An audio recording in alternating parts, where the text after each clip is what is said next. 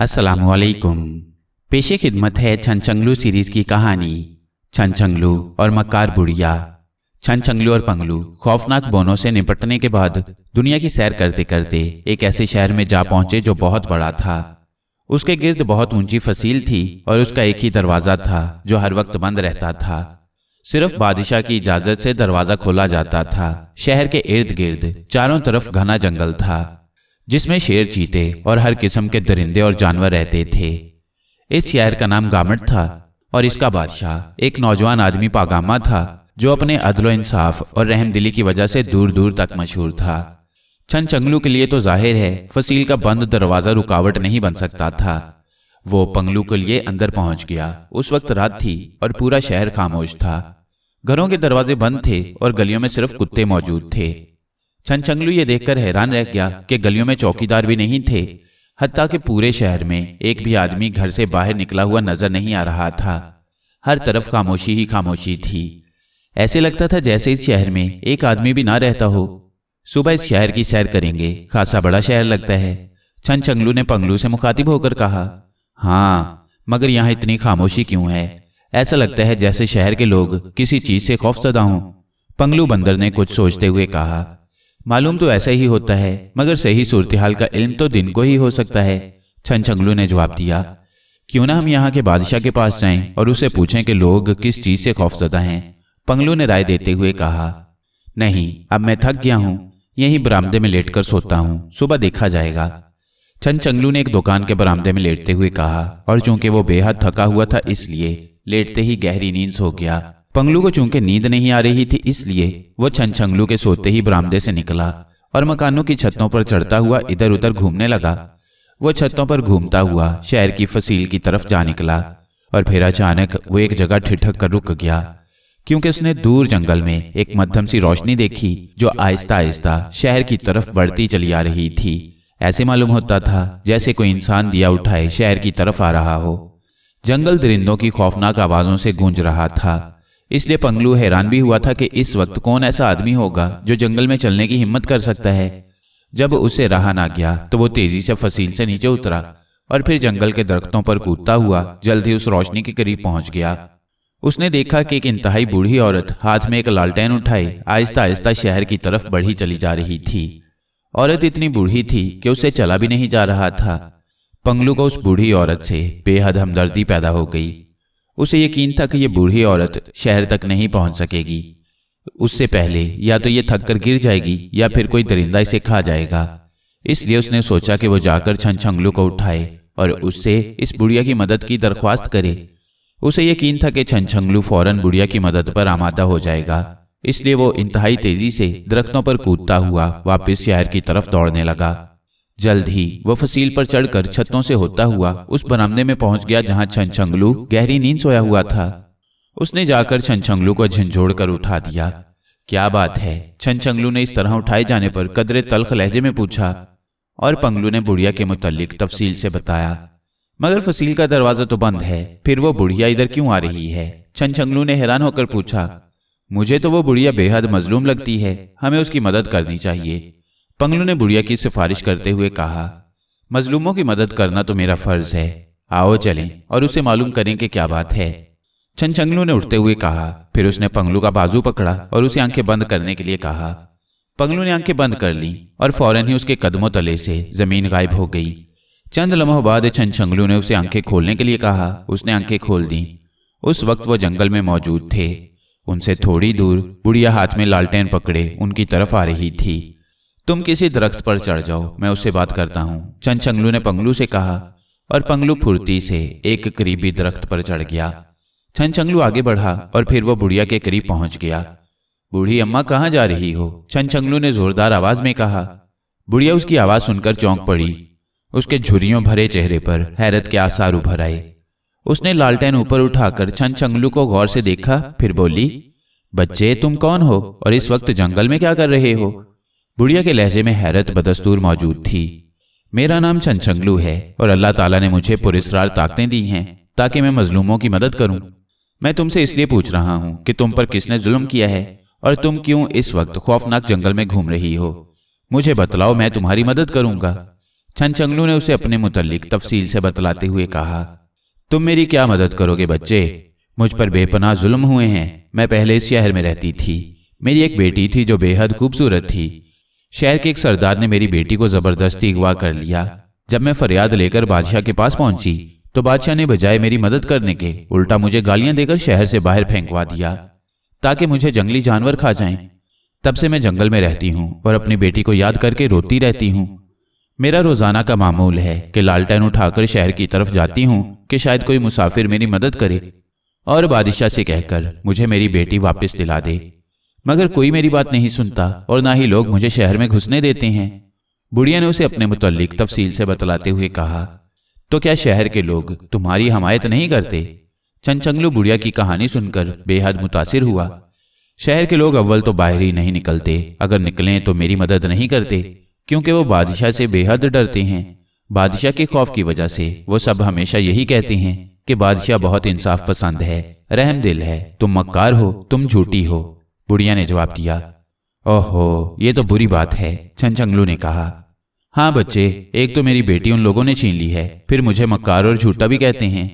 बुढ़िया बात करते करते रो पड़ी। उसकी आंखों से आंसू टप टप गिरने लगे। घबराओ मत बूढ़ी अम्मा, मैं उन जालिमों को ऐसी बरतनाक सजा दूंगा कि क़यामत तक याद करेंगे और तुम्हें तुम्हारी बेटी भी वापस दिलवा दूंगा। छनछंगलू ने बुढ़िया को तसल्ली देते हुए कहा, तुम अभी बच्चे हो, वो लोग बेहद जालिम हैं, वो तुम्हें भी मार डालेंगे। बुढ़िया ने जवाब दिया, तुम इस बात की फिक्र मत करो बूढ़ी अम्मा, अब रात गुजरने वाली है, सुबह होते ही मैं तुम्हें लेकर बादशाह के पास पहुंच जाऊंगा और तुम देखना कि क्या होता है। छनछंगलू ने कहा और बूढ़ी औरत उसे दवाएं देने लगी। सुबह होते ही बादशाह पागामा उठा। उसने नाश्ता किया और फिर हस्बे दस्तूर दरबार आम में चला गया। यह दरबार शहर के ऐन वस्त में लगाया जाता था और इसमें हर शख्स को आने और फरियाद करने की इजाजत थी। बादशाह लोगों के मुकदमे भी इस दरबार में सुनता था और अदलो इंसाफ से उनका फैसला करता था। बादशाह के दरबार में पहुंचते ही तमाम लोग ताजीम के लिए उठ खड़े हुए और सबने झुककर सलाम किया और फिर बादशाह के बैठते ही सब लोग अपनी अपनी जगहों पर बैठ गए। बादशाह के तख्त के दोनों तरफ सरदारों की कुर्सियां थीं और सामने आम लोगों के बैठने की जगह थी। बादशाह के सिपाही नंगी तलवारें उठाए जगह जगह खड़े पहरा दे रहे थे। अभी बादशाह इत्मीनान से बैठा भी नहीं था कि अचानक दरबार से थोड़ी दूर लोगों का शोर मचा। लोग मक्कार बुढ़िया के नारे लगा रहे थे। शोर सुनकर बादशाह समेत दरबार के तमाम लोग चौंक पड़े। ये कैसा शोर है? बादशाह ने करीब बैठे वजीर आजम से पूछा, अभी मालूम करवा देता हूं हजूर, वैसे लोग मक्कार बुढ़िया का नाम ले रहे हैं। वजीर आजम ने मुअद्दबाना लहजे में कहा, मक्कार बुढ़िया का यहाँ क्या काम? उसका दाखिला तो शहर में बंद है। बादशाह ने सख्त लहजे में कहा। इससे पहले कि वजीर आजम कोई जवाब देता, वो बुढ़िया छनछंगलू और पंगलू बंदर के हमरा दरबार आम में पहुंच गई। बादशाह बड़ी हैरत से बुढ़िया, छनछंगलू और पंगलू बंदर को देख रहा था। तुम शहर में कैसे आ गई मक्कार बुढ़िया? तुम्हारा दाखिला तो शहर में बंद है, किसने तुम्हें अंदर आने दिया है? बादशाह ने गुस्से से भरे हुए लहजे में बुढ़िया से मुखातिब होकर कहा, मैं इस बूढ़ी औरत को लेकर शहर में आया हूं ताकि तुम इसकी फरियाद सुनो और इंसाफ करो। बुढ़िया की बजाय छनछंगलू ने जवाब दिया और बादशाह चौंक कर उसकी तरफ देखने लगा। तुम कौन हो और इस बुढ़िया के साथ कैसे आए हो? बादशाह ने पूछा। मेरा नाम छनछंगलू है और ये मेरा दोस्त पंगलू बंदर है। हमारे जिम्मा अल्लाह ताला ने मजलूमों की मदद करने का काम लगाया है। हमें मालूम हुआ है कि ये बुढ़िया मजलूम है। तुम्हारे किसी सरदार ने इसकी बेटी को अगवा कर लिया है और तुमने इंसाफ करने के बजाय उल्टा इसे गालियां देकर शहर से बाहर निकलवा दिया है। छनछंगलू ने जवाब दिया, होश में रहकर बात करो लड़के, तुम इस वक्त बादशाह पागामा के सामने खड़े हो। बादशाह इंतहाई इंसाफ पसंद और रहम दिल है और तुम उसे जालिम कह रहे हो। दूसरी बात यह कि तुम्हारे लहजे से गुस्ताखी की बू आ रही है, अपना लहजा ठीक करो। वजीर आजम ने छनछंगलू को डांटते हुए कहा, मैं जो कह रहा हूं वो ठीक है। बादशाह मुझे बतलाए कि इसने बुढ़िया के साथ इंसाफ क्यों नहीं किया। छनछंगलू ने बड़े इत्मीनान से जवाब दिया, देखो लड़के, हम नहीं जानते तुम कौन हो और तुम्हें हमारी इजाजत के बगैर शहर में क्यों आने दिया गया है। बहरहाल अब तुम चूंकि हमारे दरबार में इस बुढ़िया को लेकर आ गए हो, इसलिए हम तुम्हारी हर बात सुनेंगे। तुमने जो कहना है कह लिया या अभी कुछ और भी कहना है? बादशाह ने कहा, मैंने जो कहना था कह दिया है, तुम बुढ़िया से इंसाफ करो। छनछंगलू ने कहा, तो सुनो लड़के, ये बुढ़िया इंतहाई मक्कार और जालिम है। ये पहले हमारे शहर में रहती थी। हमारे शहर से रोजाना 1-2 लड़कियां गायब होनी शुरू हो गईं। बेहद तलाश के बावजूद लड़कियों का सुराग न मिल सका। आखिर सख्त निगरानी के बाद हमें इतना मालूम हो सका कि वो लड़कियां इस बुढ़िया के घर में दाखिल होती थीं और उसके बाद गायब हो जाती थीं। हमने इस बुढ़िया को बुलाकर पूछा तो ये बिल्कुल मुकर गई, बल्कि इसने उल्टा मक्कारी से काम लेते हुए इल्जाम लगाया कि किसी सरदार ने उसकी बेटी को अगवा कर लिया है। हमने इसके इल्जाम की तहकीक की तो मालूम हुआ कि इसकी सिरे से कोई बेटी ही नहीं थी। लड़कियों के मुतालिक इसने बिल्कुल कुछ नहीं बतलाया। हमने इसे छोड़ दिया क्योंकि हम सिर्फ शुबे की बिना पर किसी को सजा नहीं दे सकते थे। लड़कियां फिर गायब होती रहीं और शहर के लोग सख्त परेशान हो गए। आखिर तंग आकर हमने इस बुढ़िया को जेल में डाल दिया। इसके जेल में जाने से लड़कियां गुम होनी बंद हो गईं, मगर पूरे शहर पर एक आफत टूट पड़ी। शहर का हर शख्स बीमार हो गया। शाही नजूमियों ने बतलाया कि यह सब कुछ इस मक्कार बुढ़िया की वजह से है। जब तक ये शहर में रहेगी ऐसा ही होगा, या लड़कियां गायब होती रहेंगी या फिर शहर पर आफतें टूटती रहेंगी। चुनाचे हमने इसे शहर से बाहर निकलवा दिया और शहर में इसका दाखिला बंद कर दिया। तब से शहर में अमन है। अब तुम इसे फिर साथ लेकर आ गई हो। अब शहर पर फिर मुसीबतें टूट पड़ेंगी। बादशाह ने पूरी तफसील से बात करते हुए कहा, ये सब झूठ है छनछंगलू। भला मुझ जैसी बूढ़ी औरत से इनको क्या खतरा हो सकता है, और मैंने लड़कियों का क्या करना है। ये बादशाह खुद अय्याश है। इसने लड़कियां अगवा कर ली हैं और इल्जाम मुझ पर लगा दिया है। मुझे मेरी बेटी वापस दिलाई जाए, मेरे साथ इंसाफ किया जाए। बुढ़िया ने जोर जोर से चीखना और रोना शुरू कर दिया। ये मक्कारी बंद करो बुढ़िया, वरना हम तुम्हारे कत्ल का हुक्म दे देंगे। बादशाह गुस्से की शिद्दत से चीख पड़ा, देखा छनछंगलू, ये बादशाह कितना जालिम है। मेरी फरियाद सुनने के बजाय उल्टा मुझे धमकियां दे रहा है। बुढ़िया ने छनछंगलू से मुखातिब होकर कहा। छनछंगलू ने जिस पुरस्कार तरीके से उसे शहर में पहुंचा दिया था, इससे वो बेहद मुतासिर हुई थी। इधर छनछंगलू बादशाह और बुढ़िया दोनों के बयान सुनकर उलझन में पड़ गया था कि किसकी बात को सच समझे और किसको नहीं। आखिर कुछ सोचकर उसने कहा, बादशाह सलामत, आप ऐसा करें, बुढ़िया को 1 हफ्ते के लिए शहर में रहने की इजाजत दे दें। हम भी शहर में रहेंगे और मैं खुफिया तौर पर तहकीकात करूंगा कि किसकी बात सच है और किसकी गलत। फिर जिसकी बात गलत होगी उसे मैं खुद सजा दूंगा। छनछंगलू ने बादशाह से मुखातिब होकर कहा, तुम्हें बच्चा समझकर हम अब तक तुम्हारी गुस्ताखियां बर्दाश्त करते आ रहे हैं, मगर अब तुम हद से बढ़ रहे हो। बादशाह ये सुनकर गुस्से में आ गया। इस लड़के को गिरफ्तार कर दो और बुढ़िया को उठाकर शहर से बाहर फेंक दो। बादशाह ने अचानक सिपाहियों को हुक्म दिया और सिपाही तेजी से उसकी तरफ बढ़ने लगे। ठहरो, छनछंगलू ने अचानक हाथ उठाकर सिपाहियों से कहा, और उसके उनकी तरफ हाथ उठते ही सिपाही यूं खड़े हो गए जैसे बुत हों। आगे बढ़ो। बादशाह ने सिपाहियों को रुकते देखकर चीख कर कहा, आहिस्ता बोलो बादशाह, तुम्हारे ये सिपाही मेरे हुक्म के बगैर नहीं चल सकते।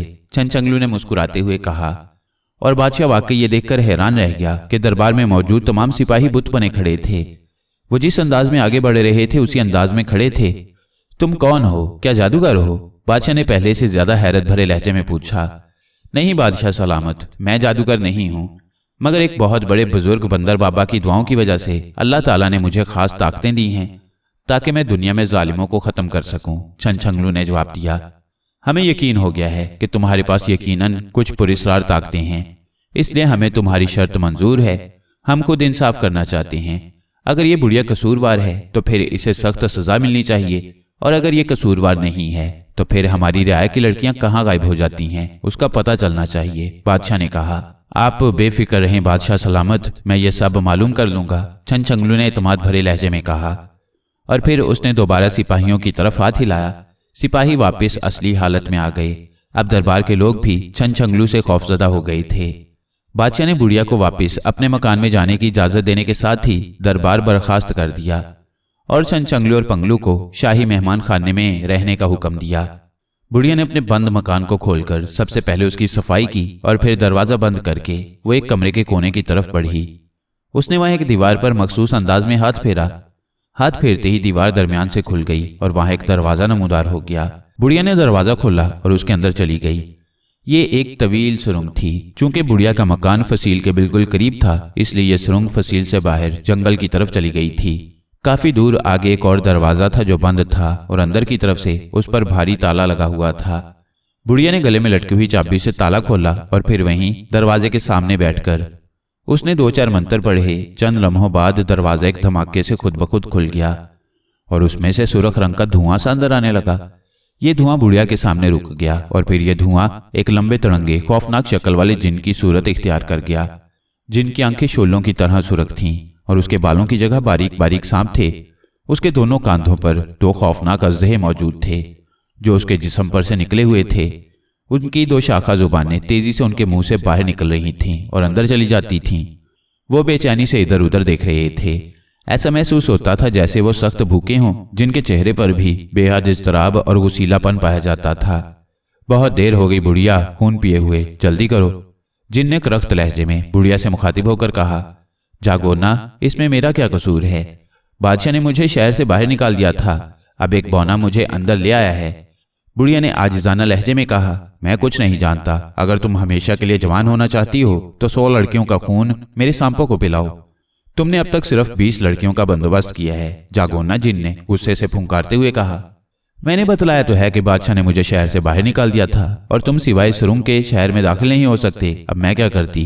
अब मैं वापस आ गई हूँ। वो बौना छनछंगलू जो मुझे ले आया है, उसने बादशाह से 1 हफ्ते की मोहलत मांगी है। तुम 1 हफ्ते और रुक जाओ, फिर मैं तुम्हें बाकी लड़कियों का खून भी पिला दूंगी। बुढ़िया ने उसकी मिन्नत करते हुए कहा।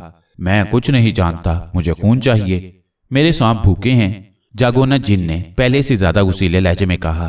फिर तुम मेरी मदद करो, अगर बादशाह मुझे शहर से बाहर निकालना चाहे तो तुम बादशाह को मार डालो। बुढ़िया ने जवाब दिया। मुझे शहर के अंदर दाखिल होने का हुक्म नहीं है, वरना शहर में एक आदमी भी मेरे हाथों जिंदा न बचता। जागोना ने कुछ सोचते हुए कहा। तो फिर तुम खुद बतलाओ मैं क्या करूं? वो बौना भी पुरस्कार ताकतों का मालिक है, ऐसा ना हो कि वो मुझे दोबारा शहर से बाहर निकाल दे। मैं इसलिए तो चाहती थी कि 1 हफ्ता खामोश रहूं, उसके बाद जब वो बौना मेरी तरफ से मुतमईन हो जाए तो फिर मैं अपना काम शुरू कर दूं। बुढ़िया ने उसे समझाते हुए कहा। वो बौना कौन है जिससे तुम इस कदर डर रही हो?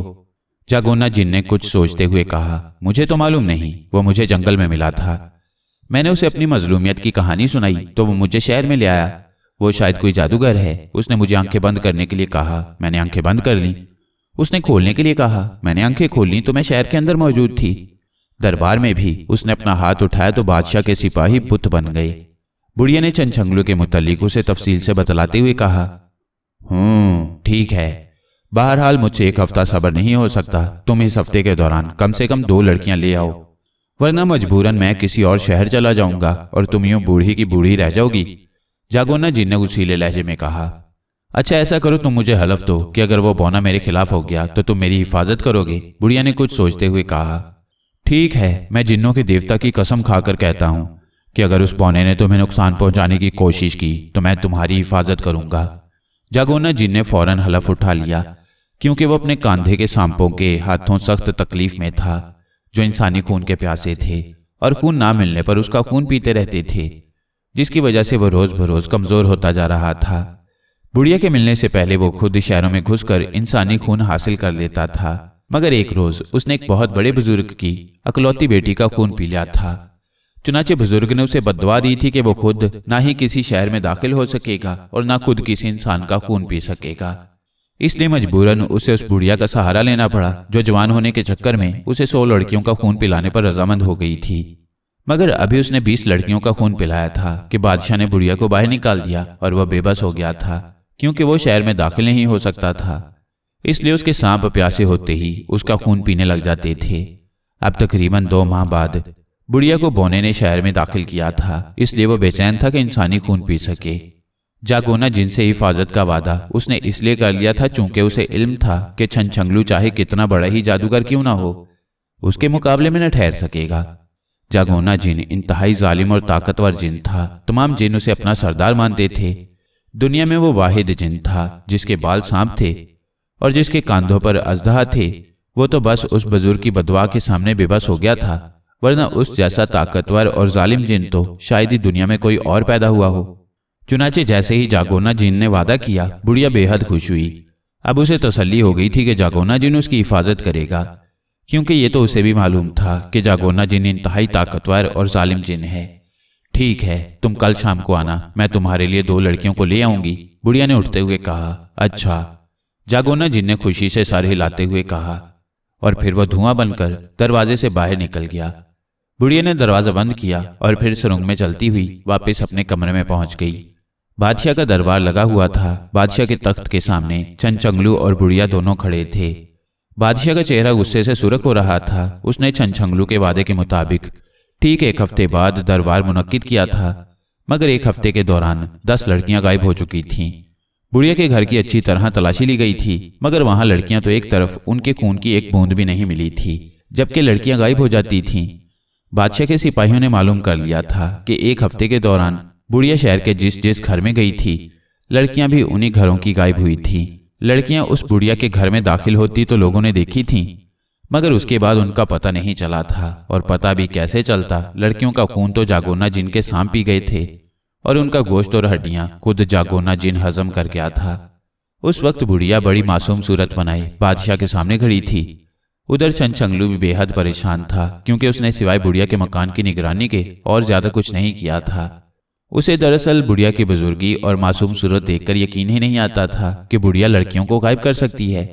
फिर उसे ये बात भी समझ नहीं आ रही थी कि आखिर बुढ़िया लड़कियों का क्या करती है। बुढ़िया के हाथों में इतनी ताकत ही मालूम नहीं होती थी कि वो किसी लड़की को कत्ल कर सके।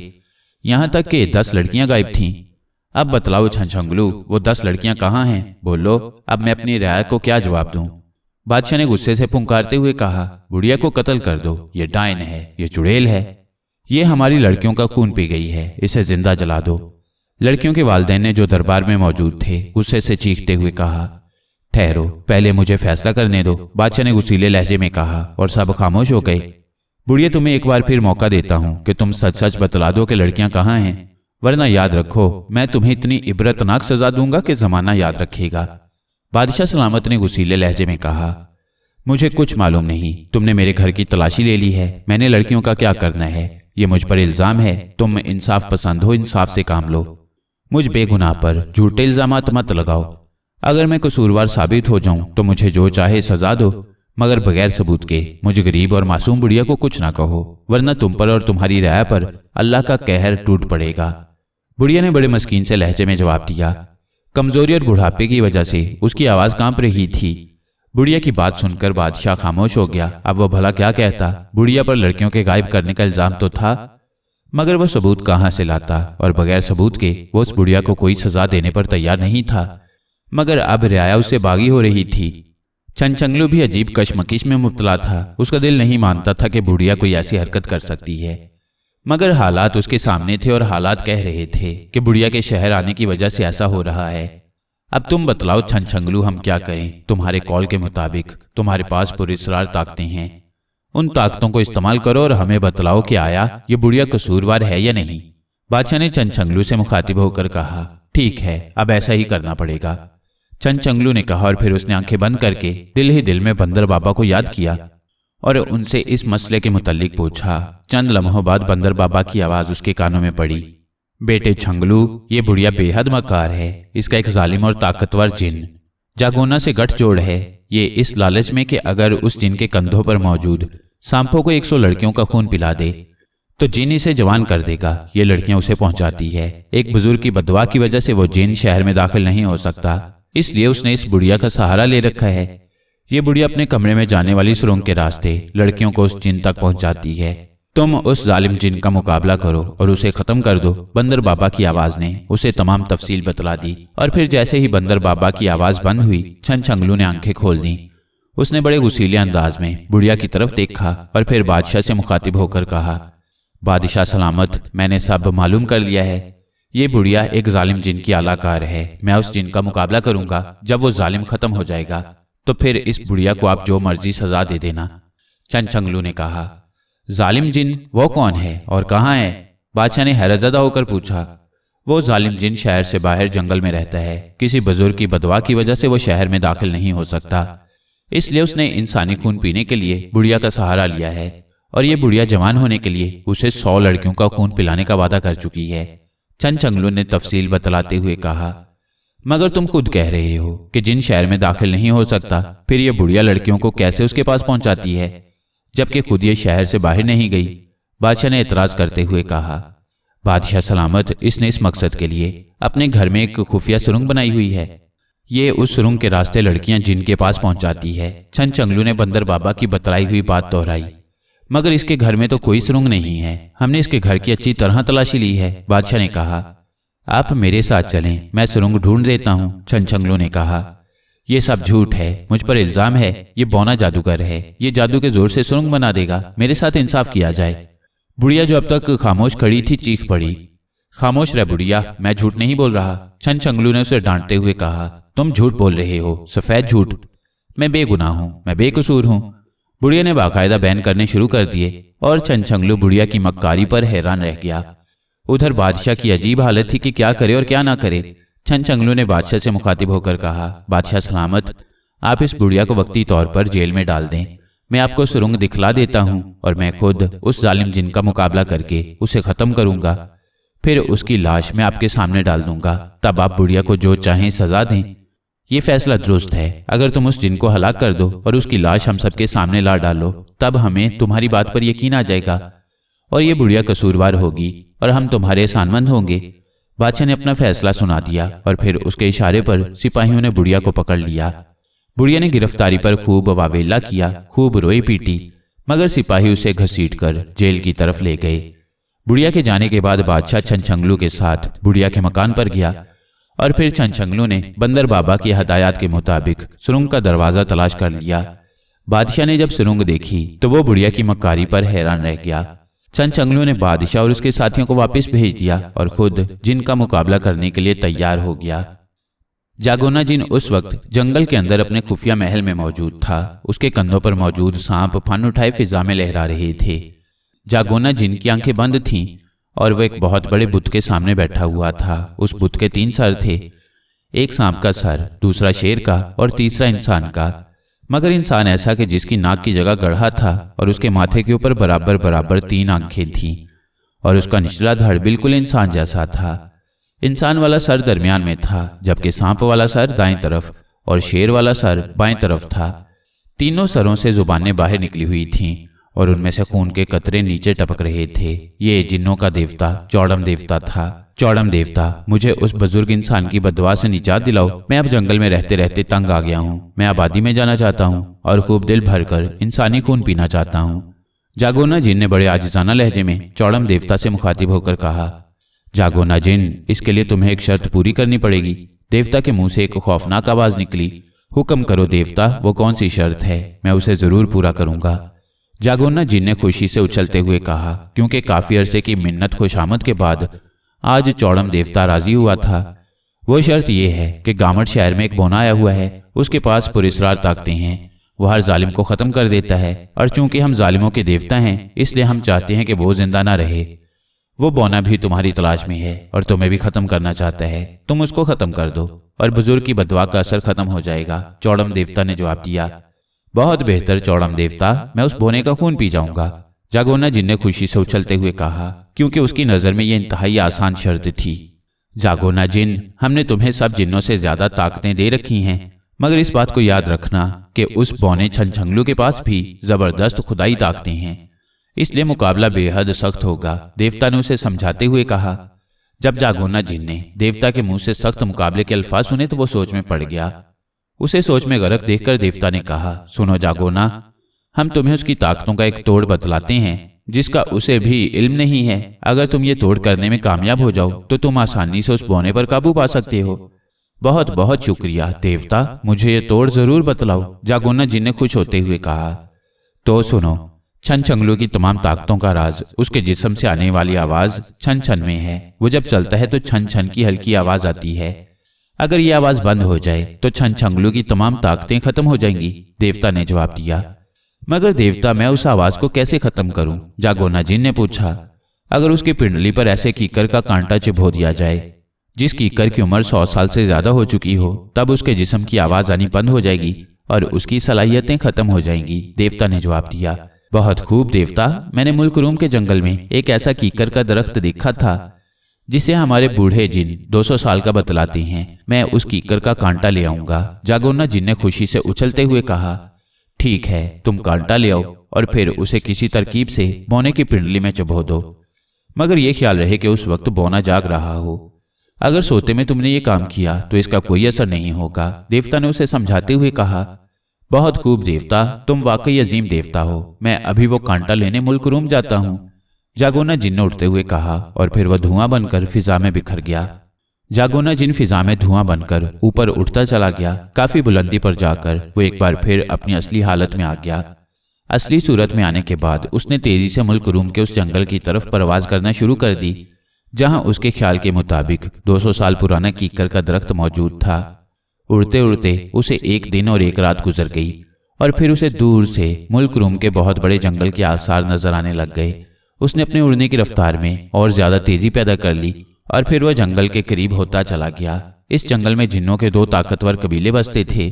उनमें से एक कबीले का नाम राछू और दूसरे कबीले का नाम शोमा था। राछू और शोमा कबीले के दरमियान आए दिन लड़ाइयां होती रहती थीं।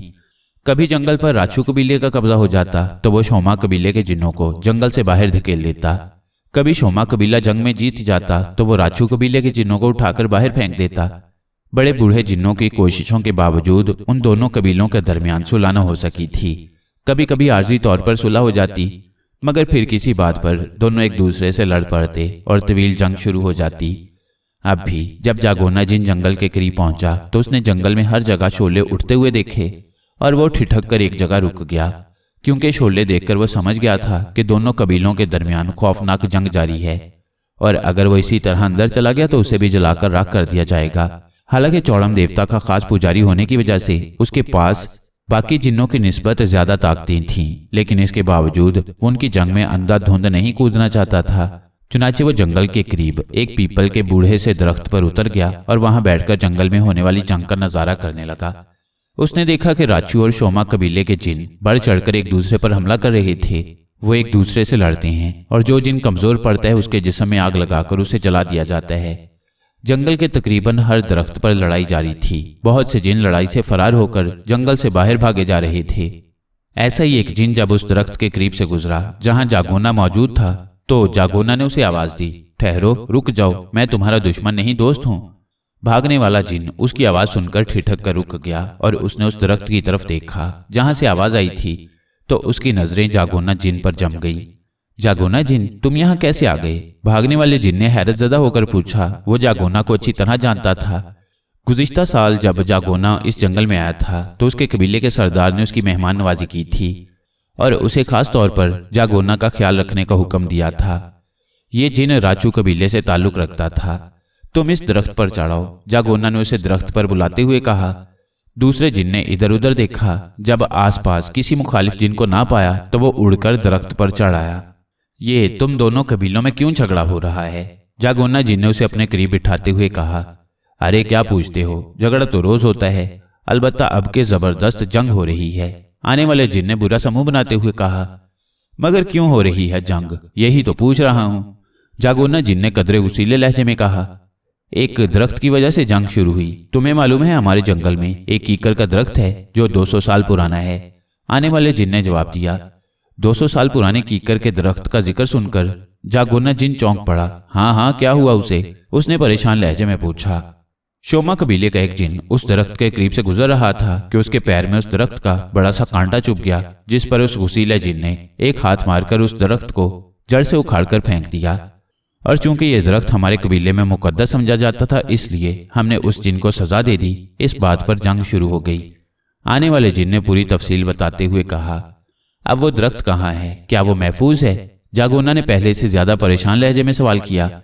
अरे कहाँ महफूज है? जैसे ही हमारे सरदार ने शोमा कबीले के जिन को सजा दी, शोमा कबीले के सरदार ने अपनी फौज समेत सबसे पहले उस दरख्त को जलाकर राख कर दिया और इस बात पर खौफनाक जंग छिड़ गई जो अभी तक जारी है। आने वाले जिन ने जवाब दिया। मारे गए, जागोना जिन ने बेख्तियार कहा और फिर उसने परेशानी के आलम में अपना सर पकड़ लिया। अरे तुम क्यों घबरा गए? तुम्हारा उस दरख्त से क्या ताल्लुक है? आने वाले जिन ने हैरत भरे लहजे में पूछा। मैं इतनी दूर से सिर्फ उसी दरख्त का कांटा लेने के लिए आया था। मुझे चौड़म देवता ने भेजा था। अब मैं क्या करूं? ये जंग कब खत्म होगी? जागोना जिन ने बदस्तूर परेशान लहजे में जवाब दिया। कोई पता नहीं, वैसे अभी आसार तो नजर नहीं आते। आने वाले जिन ने कहा। अच्छा ठीक है, तुम जाओ, ऐसा ना हो कि कोई तुम्हारा मुखालिफ आ जाए और तुम्हें इस दरख्त पर देख ले। जागोना जिन ने उसे जान छुड़ाने के लिए कहा, क्योंकि वह अब तन्हाई में सोचना चाहता था कि क्या करे और क्या ना करे। आने वाला जिन उसकी बात सुनकर सर हिलाता हुआ दरख्त से कूदा और फिर आगे भागता चला गया। उसके जाने के बाद जागोना सोचने लगा कि क्या करे। उसे ख्याल आया कि इस जंगल में अगर 200 साल कीकर का दरख्त हो सकता है तो यकीनन और दरख्त भी जरूर होंगे, मगर इसके लिए जरूरी है कि पहले जंग खत्म हो, तभी वो दोनों कबीलों के बूढ़े जिन्नों से ऐसे दरख्त के बारे में मालूम कर सकता है। चुनाचे अब वो जंग खत्म कराने के बारे में सोचने लगा। आखिर उसे एक तरकीब सूझी गई और उसने उस तरकीब पर अमल करने का फैसला कर लिया। उसने अपने आप को सुर्ख रंग के धुएं में तब्दील किया और आसमान पर उड़ना शुरू कर दिया। बहुत बुलंदी पर जाकर उसने धुएं को पूरे जंगल पर फैला दिया और फिर वो आहिस्ता आहिस्ता नीचे उतरने लगा। ऐसा महसूस होता था जैसे सुर्ख रंग का धुआं पूरे जंगल पर उतरा चला रहा हो।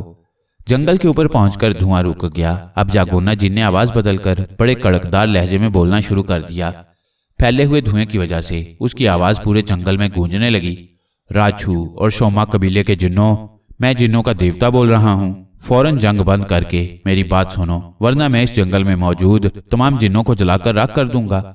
उसने कड़कदार लहजे में बार बार ये फिक्रा दोहराया और फिर उसने देखा कि उसकी आवाज सुनते ही जंगल में लड़ाई फौरन रुक गई और तमाम जिन्न आसमान पर मौजूद धुएं को देखने लगे।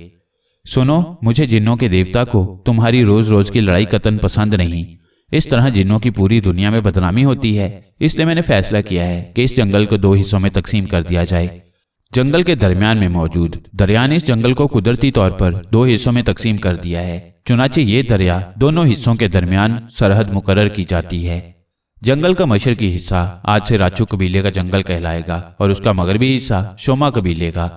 दोनों अपने अपने जंगल पर कब्जा कर लें और सरदार की इजाजत के बगैर किसी कबीले का जिन दूसरे की सरहद में नहीं जाएगा, वरना उस पर मेरा अजाब पड़ेगा और वह पूरे का पूरा कबीला जलकर राख हो जाएगा। बोलो, तुम्हें मेरा फैसला कबूल है? चंद लम्हों तक खामोशी रही, फिर अचानक पूरा जंगल जिन्नों की आवाजों से गूंज उठा। हाँ, हमें कबूल है। हमें जिन्नों के देवता का फैसला कबूल है। तो ठीक है, लड़ाई बंद करके दोनों कबीलों के जिन अपने अपने जंगल में पहुंच जाएं। मैं इसके लिए हर जिन को सिर्फ आधे घंटे का वक्फा देता हूँ। उसके बाद जो जिन दूसरे के इलाके में दाखिल हुआ उसे जला दिया जाएगा। बोलो, तुम्हें मंजूर है? जागोना ने उसी तरह कड़कदार लहजे में कहा। हाँ, हमें मंजूर है। तमाम जिन्नों ने एक बार फिर मुतफिका लहजे में कहा। और सुनो, चौड़म देवता के खास पुजारी जागोना जिन को, जो इस वक्त जंगल के करीब मौजूद है, दोनों कबीलों के दरमियान सालिस मुकर्रर किया है। दोनों कबीले आइंदा किसी भी झगड़े के वक्त या किसी भी मुश्किल के वक्त जागोना जिन के पास जाया करेंगे। वो तुम दोनों कबीलों के लिए हमारा नुमाइंदा होगा। वो जो फैसला करेगा उस पर दोनों कबीलों को राजी होना पड़ेगा।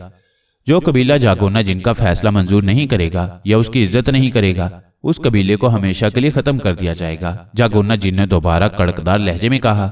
हमें मंजूर है, हमें मंजूर है। सब जिन्नों ने जो हर वक्त की जंग से उकताए हुए थे फौरन ये बात तस्लीम कर ली। ठीक है, अब तुम अपने अपने इलाके में पहुंच जाओ। जागोना जिन जल्द तुम्हारे पास पहुंच जाएगा। जागोना जिन ने कहा और फिर उसने ऊपर उठना शुरू कर दिया। काफी बुलंदी पर जाकर वो सिमटा और फिर तेजी से उड़ता हुआ जंगल के बाहर चला गया और पहले वाले दरख्त पर जाकर इत्मीनान से बैठ गया। उसने अपनी चालाकी और होशियारी से न सिर्फ दोनों कबीलों के दरमियान जंग रुकवा दी थी, बल्कि एक लिहाज से पूरे जंगल पर अपनी हुकूमत भी बना ली थी। उसे यकीन था कि अब आसानी से उसे 200 साल पुराने कीकर के दरख्त के मुतल्लिक भी मालूम हो जाएगा और वह उसका कांटा भी हासिल कर लेगा। जिन्नों के देवता की आवाज और पूरे जंगल पर सुर्ख रंग का धुआं देखते ही तमाम जिन्नों ने लड़ाई बंद कर दी और फिर वो तेजी से अपने अपने इलाके में पहुंच गए। जंगल से बाहर जो जिन भाग कर गए थे उन्होंने भी ये आवाजें सुनी थी, इसलिए वो भी लड़ाई रुकते ही भाग भाग कर अपने अपने इलाके में जाने लगे। आधे घंटे से पहले ही दोनों कबीलों ने अपने अपने हिस्से पर पूरा पूरा कब्जा जमा लिया। कब्जा करते ही दोनों कबीलों के सरदार दरिया पर एक दूसरे से मिले और उन्होंने एक दूसरे से हाथ मिलाया। उसी जिन ने जिसने जागोना जिन से बात की थी सरदारों को बतलाया कि जागोना जिन जंगल के करीब ही एक बूढ़े पीपल के दरख्त पर मौजूद है। चुनाचे दोनों कबीलों के सरदार अपने अपने वफ्द के साथ मिलकर उस दरख्त के पास पहुंचे। जागोना जिन दरख्त से नीचे उतर आया। दोनों सरदारों ने उसकी इस तरह ताजीम की जैसे वो उनका सरदार हो। अब उन्हें क्या मालूम कि ये तमाम शरारत ही जागोना जिन की थी। जागोना जिन 2 दिन दोनों कबीलों में एक एक दिन मेहमान रहा। हर कबीले ने उसके दिल खोलकर इज्जत की, खूब जश्न मनाए। तीसरे दिन उसने दोनों कबीलों के बूढ़े जिन्नों को एक जगह इकट्ठा किया और उनसे 200 साल पुराने कीकर के दरख्त के मुतल्लिक पूछा। पलक झपकने की देर में एक बूढ़ा जिन जंगल में गया और थोड़ी देर बाद एक कीकर के 200 साल पुराने दरख्त को जड़ से उखाड़ कर ले आया। दरख्त को देखकर जागोना जिन की खुशी का कोई ठिकाना न रहा। उसने उसके 3-4 कांटे तोड़कर अपने पास रख लिए और दोनों सरदारों का शुक्रिया अदा करके वापस पलटा। वो बेहद खुश था कि उसने छनछंगलू की ताकतों को खत्म करने वाला कांटा हासिल कर लिया है। छनछंगलू पंगलू बंदर को हमरा लिए सुरंग के रास्ते दरवाजे से गुजरकर जंगल में आ गया। उस दरवाजे के बाहर एक कांटों भरी झाड़ी थी, इसलिए कोई भी जंगल से गुजरते हुए उस दरवाजे को नहीं देख सकता था। क्या वो जिन इसी जंगल में रहता है? पंगलू ने इधर उधर देखते हुए कहा, हाँ रहता तो इसी जगह पर है, मगर जिन तो नजर नहीं आते, अब उसे तलाश कैसे करें। छनछंगलू ने कुछ सोचते हुए कहा, बंदर बाबा से पूछ लो, वो जरूर जिन्नों को देखने की तरकीब जानते होंगे। पंगलू ने राय देते हुए कहा, हाँ पूछना ही पड़ेगा, इसके सिवा और कोई चारा ही नजर नहीं आता। छनछंगलू ने कहा और फिर उसने जमीन पर बैठकर आंखें बंद कर ली और दिल ही दिल में बंदर बाबा का तस्वुर करने लगा। बंदर बाबा, मुझे बतलाओ कि मैं उस जालिम जिन को कैसे देखूं, वो दिल ही दिल में कहने लगा। चंद लम्हों बाद उसके कानों में बंदर बाबा की आवाज सुनाई दी, छनछंगलू, अल्लाह ताला ने तुम्हें बेहद ताकतें दी हैं, मगर तुम उन ताकतों को खुद इस्तेमाल में ही नहीं ले आते। तुम जरा सोच लिया करो, फिर तुम्हें समझ आ जाएगी। अपने दाएं हाथ की छठी उंगली अपनी आंखों पर फेर दो, तुम्हें जिन नजर आने लग जाएंगे। जिस जिन को तुमने खत्म करना है उसका नाम जागोना जिन है, और उसकी निशानी ये है कि उसके दोनों कंधों पर अजदेह मौजूद हैं और सर पर बालों की जगह सांप उगे हुए हैं।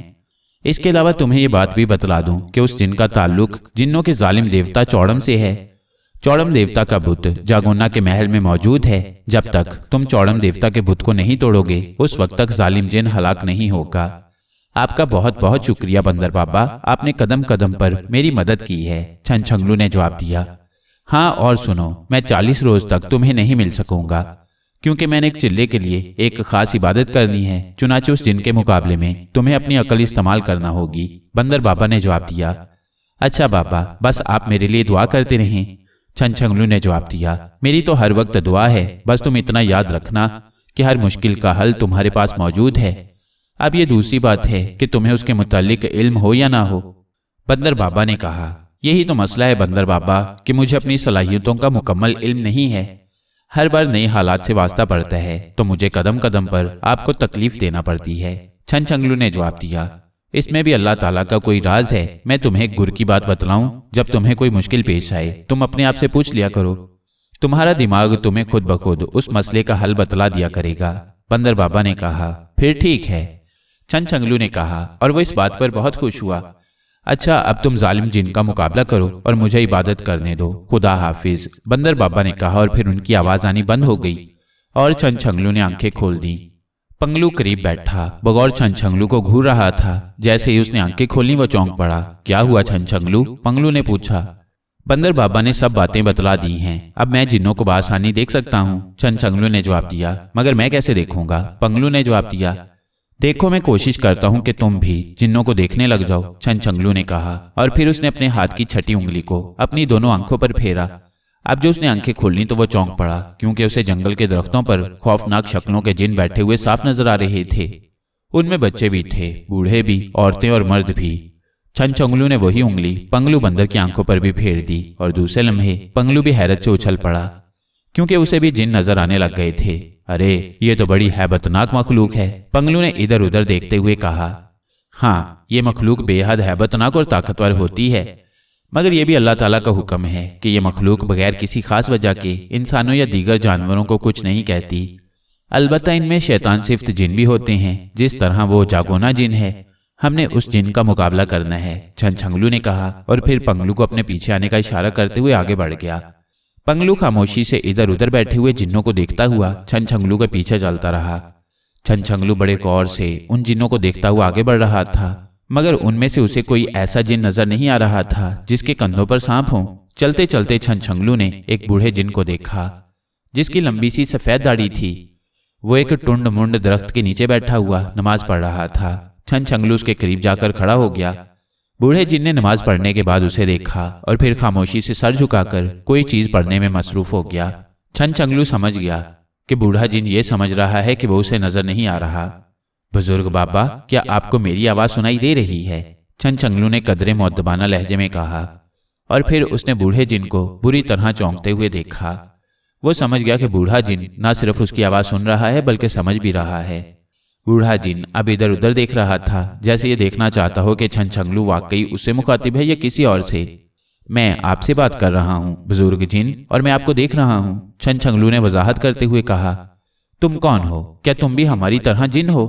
बूढ़े जिन ने हैरत भरे लहजे में पूछा। नहीं बाबा, मैं इंसान हूँ, मेरा नाम छनछंगलू है और ये मेरा दोस्त पंगलू बंदर है।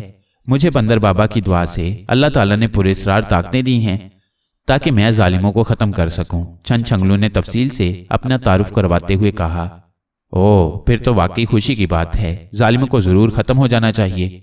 तुम मुझसे क्या चाहते हो? बुजुर्ग जिन चूंकि नेक जिन था इसलिए वो खुद भी जालिमों का खात्मा चाहता था। मैं जागोना जिन के मुतल्लिक पूछना चाहता हूँ जिसके कंधे पर 2 अजदहे हैं। छनछंगलू ने पूछा। जागोना जिन, वो तो बेहद जालिम है। चौड़म देवता का खास पुजारी है। वो तुम्हें फौरन खा जाएगा। उससे तो बड़े बड़े ताकतवर जिन कांपते हैं। बुजुर्ग जिन ने जवाब दिया।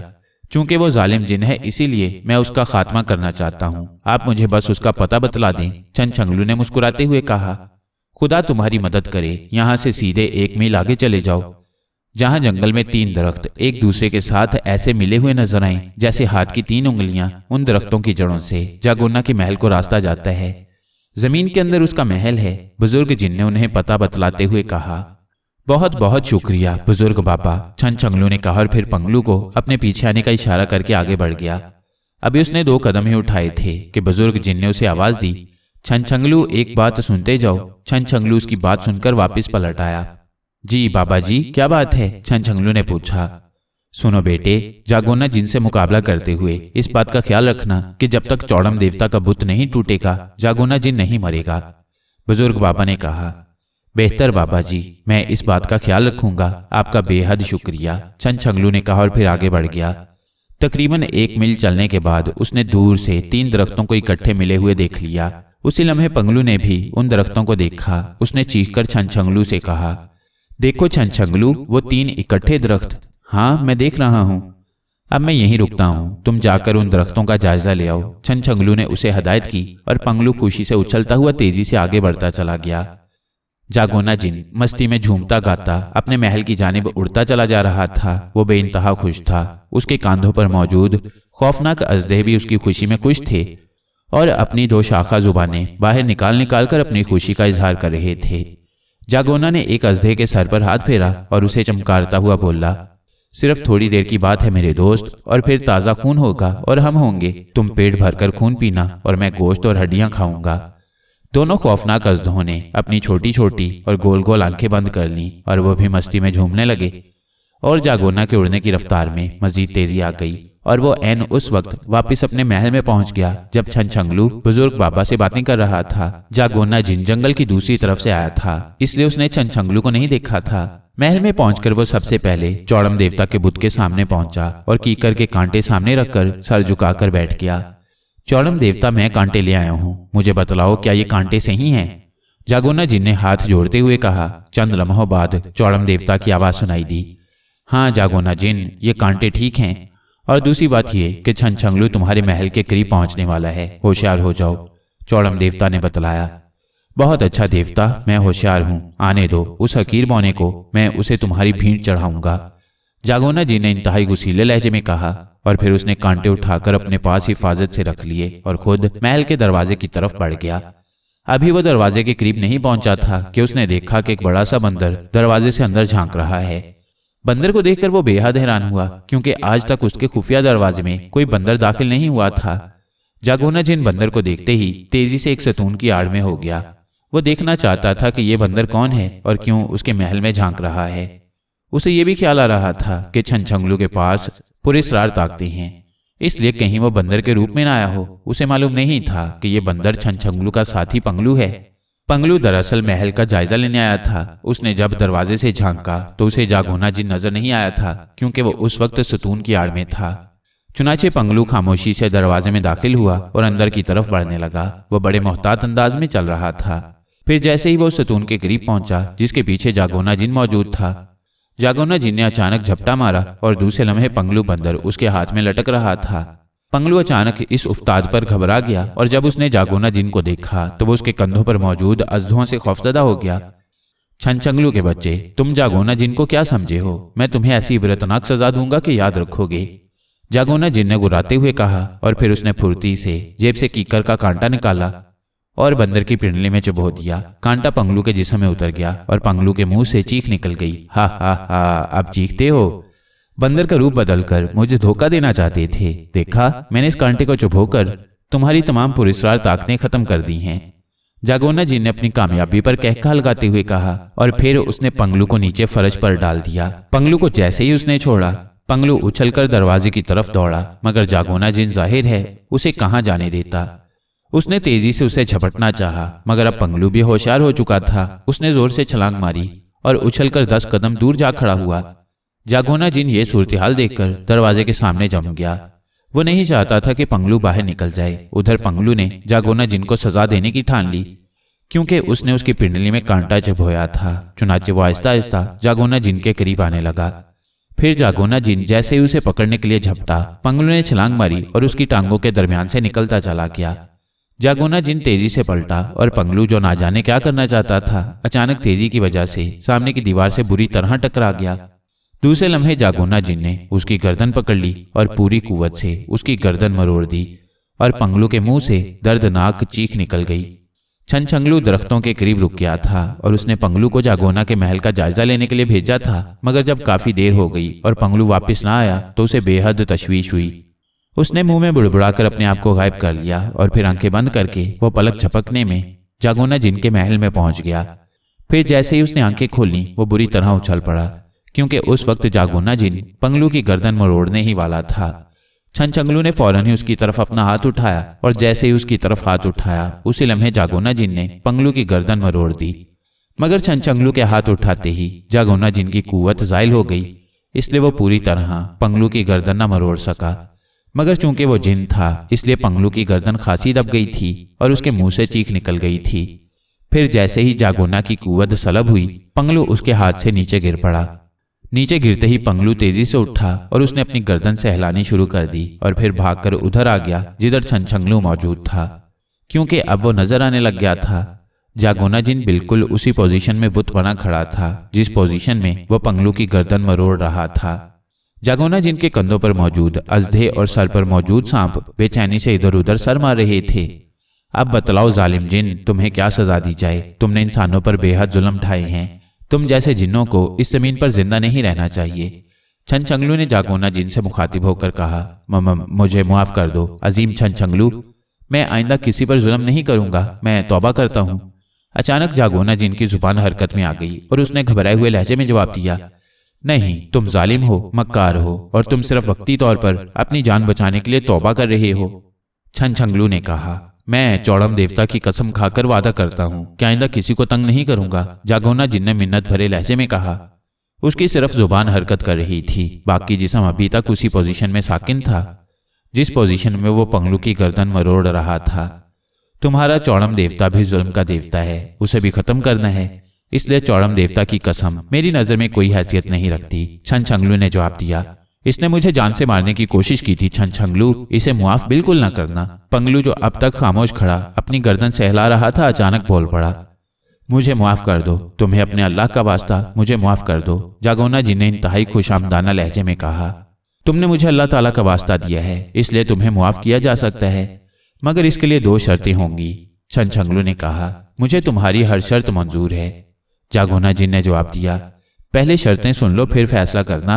छनछंगलू ने संजीदगी से कहा, पहली शर्त तो ये है कि तुम मुसलमान हो जाओ, कलमा पढ़ो और फिर अल्लाह ताला की कसम खाकर वादा करो कि तुम आइंदा किसी इंसान या जिन पर जुल्म नहीं करोगे, उसे नाजायज तौर पर तंग नहीं करोगे। छनछंगलू ने पहली शर्त बतलाते हुए कहा, मुझे मंजूर है। जागोना जिन ने फौरन कहा और फिर उसने बाकायदा कलमा पढ़ा और कलमा पढ़ने के बाद उसने अल्लाह ताला की कसम उठाकर वादा किया कि वह आइंदा किसी पर जुल्म नहीं करेगा। और दूसरी शर्त यह है कि तुम अपने हाथों से उस जालिम चौड़म देवता का बुत तोड़ दो। छनछंगलू ने कहा, मुझे ये शर्त भी मंजूर है, क्योंकि मुसलमान होने के बाद अब मेरा चौड़म देवता से कोई ताल्लुक बाकी नहीं रहा। मगर जागोना जिन इतना कहकर खामोश हो गया। मगर क्या? छनछंगलू ने चौंक कर कहा, चौड़म देवता बेहद ताकतवर और जालिम है, वो इतनी आसानी से नहीं टूट सकता। उसको तोड़ने के लिए हमें चांद की 14वीं रात का इंतजार करना पड़ेगा। जागोना जिन ने जवाब दिया, वो क्यों? छनछंगलू ने पूछा, इसलिए कि चांद की 14वीं रात को चौड़म देवता की तमाम ताकतें खत्म हो जाती हैं और उस वक्त वो एक आम बुत होता है, एक बच्चा भी उसे तोड़ सकता है। चांद की 14वीं रात कल है, इसलिए हमें कल रात तक इंतजार करना पड़ेगा। जागोना जिन ने कहा, अगर हम उसे आज ही तोड़ना चाहें तो फिर क्या होगा? छनछंगलू ने कुछ सोचते हुए पूछा। चौड़म देवता बदरूहों और बलाओं का देवता है, उसके कब्जे में 10 लाख बदरूहें और 10 लाख खौफनाक बलाएं हैं। हमें उन सब का मुकाबला करना पड़ेगा। जब ये सब बलाएं खत्म हो जाएंगी फिर हम चौड़म देवता को मार सकेंगे। जागोना जिन ने तफसील बतलाते हुए कहा, क्या तुम सच कह रहे हो? छनछंगलू ने कहा, अल्लाह ताला की कसम मैं सच कह रहा हूं। फिर हमें क्या जरूरत है इतना दर्द सर मोल लेने की? कल रात चांद की 14वीं है। कल रात तमाम बलाएं और बदरूहें दूसरी दुनियाओं के सैर को चली जाती हैं और चौड़म देवता बेबस होकर रह जाता है। हम बड़े इत्मीनान से इसे एक ही जरब मारकर तोड़ सकती हैं। जागोना जिन ने छनछंगलू को समझाते हुए कहा, चलो ठीक है, तुमने कलमा पढ़ने के बाद अल्लाह ताला की कसम खाई है, इसलिए मैं तुम पर एतबार करता हूं। मगर याद रखना, अगर तुमने मक्कारी की या धोखा देने की कोशिश की तो फिर अल्लाह ताला का कहर तुम पर टूट पड़ेगा। छनछंगलू ने कहा और फिर उसने हाथ उठाकर झटके से नीचे कर लिया और जागोना जिनका जिस्म झटका खाकर सीधा हो गया। बहुत बहुत मेहरबानी छनछंगलू, अब तुम मेरे मेहमान हो, आओ मैं तुम्हारी खातर मदारत करूं। जागोना जिन ने उसके सामने अदब से झुकते हुए कहा, नहीं, हमें खातर मदारत की जरूरत नहीं है। तुम हमें चौड़म देवता का बुत दिखला दो ताकि हमें पता तो चले कि कौन चौड़म देवता है। छनछंगलू ने जवाब दिया, आओ मेरे पीछे चले आओ। जागोना जिन ने कहा और फिर वो दोनों उसके पीछे चलते हुए एक बहुत बड़े हॉल कमरे की तरफ बढ़ते चले गए। हॉल का दरवाजा खोलकर जागोना जिन उन्हें अंदर ले गया। उस हॉल के दरमियान में जालिम चौड़म देवता का बहुत बड़ा और बेहद खौफनाक बुत था। छनछंगलू और पंगलू दोनों दरवाजे के करीब खड़े हैरत से उस खौफनाक बुत को देख रहे थे। उनके अंदर आने पर जागोना जिन ने दरवाजा बंद कर दिया और फिर वह यूं छनछंगलू के करीब दीवार से टेक लगाकर बैठ गया, जैसे एक ही हालत में खड़े खड़े थक गया हो। छनछंगलू और पंगलू दोनों उस खौफनाक बुत को देखने में महव थे। उन्हें जागोना जिन के बैठने का एहसास तक नहीं हुआ। उधर जागोना जिन ने नीचे बैठते ही पूरी एहतियात से जेब से कीकर का एक कांटा निकाला और फिर पूरी कुव्वत से छनछंगलू की पिंडली में घोंप दिया। छनछंगलू बुरी तरह उछला। उसे ऐसे महसूस हुआ जैसे उसकी पिंडली पर किसी ने सुई चुभो दी हो। उसी लम्हे जागोना जिन फुर्ती से उठा और फिर उसने पलक झपकने में छनछंगलू की गर्दन एक हाथ में पकड़ ली। हा हा हा, देखा छनछंगलू, मैंने तुम्हारी तमाम ताकतें सलब कर दी हैं। अब मैं तुम्हें ऐसी इबरतनाक सजा दूंगा कि क़यामत तक लोग उसकी मिसाल देंगे। जागोना जिन ने खौफनाक कहकहे लगाते हुए कहा। छनछंगलू हैरान था कि अचानक इस जिन को क्या हो गया है। उसने जागोना जिन को बेबस करने के लिए अपनी सलाहियतों से काम लेना चाहा, मगर दूसरे लम्हे जब उसे यह एहसास हुआ कि वाकई उसकी तमाम ताकतें खत्म हो गई हैं तो खौफ से उसके रोंगटे खड़े हो गए। मगर तुम तो मुसलमान हो गए थे और अल्लाह ताला की कसम खाई थी। छनछंगलू ने उससे मुखातिब होकर कहा, हाँ, ये सब मकारी थी। अगर मैं ऐसा ना करता तो तुम मुझे कभी ना छोड़ते। जागोना जिन ने कहा और फिर उसने कमरे में मौजूद एक मोटी सी रस्सी से छनछंगलू को अच्छी तरह बांध दिया। अब छनछंगलू बिल्कुल ही बेबस हो गया था। पुरस्कार ताकतों के बगैर तो वो जागोना जिन की ताकत का मुकाबला नहीं कर सकता था। उधर बंदर बाबा भी इबादत में मसरूफ थे। अब तो छनछंगलू को अपनी मौत सामने खड़ी नजर आई। जागोना जिन ने छनछंगलू को अच्छी तरह रस्सी से बांधकर चौड़म देवता के बुत के सामने डाल दिया। बहुत खूब मेरे पुजारी जागोना जिन, तुम वाकई बेहद अक्लमंद हो। मैं तुम्हारी ताकत में और इजाफा करूंगा। चौड़म देवता के हलक से खौफनाक आवाज निकली। मैं इसका एक एक उज्व काट कर अपने सांपों को खिलाऊंगा और इसका खून तुम्हारी जुबान पर मल दूंगा। चौड़म देवता, मैं इसे तड़पा तड़पा कर मारूंगा। जागोना जिन ने कहके लगाते हुए कहा और फिर उसने अलमारी से एक बहुत बड़ा और खौफनाक किस्म का कुल्हाड़ा निकाला और छनछंगलू के करीब आकर खड़ा हो गया। उसने कुल्हाड़ा फिजा में बुलंद किया और छनछंगलू ने मौत को सामने देखकर आंखें बंद कर लीं। अब मौत उसे यकीनी नजर आ रही थी। और फिर जागोना जिन का कुल्हाड़ा बिजली की सी तेजी से नीचे आया और दूसरे लम्हे हॉल दर्दनाक चीख से गूंज उठा। आगे क्या हुआ ये जानिए सीरीज की अगली कहानी में, जिसका नाम है छनछंगलू और जागोना जिन।